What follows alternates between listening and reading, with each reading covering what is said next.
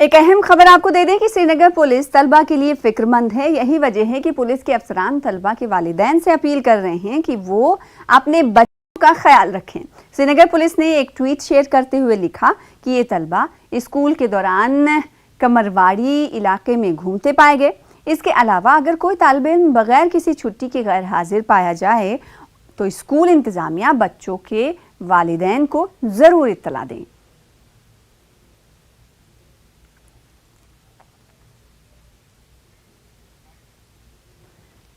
आगे बढ़ेंगे। जम्मू जाने वाले फंसे हुए ट्रकों को आगे जाने की इजाजत दे दी गई है। ट्रैफिक पुलिस के जराये ने बताया है कि जम्मू श्रीनगर हाईवे पर 24 घंटों में फलों से लदे 6000 ट्रकों को जम्मू की जाने की इजाजत दी गई है। वहीं आगे की आमदो रफ्त हालात पर मुनहसिर होंगे।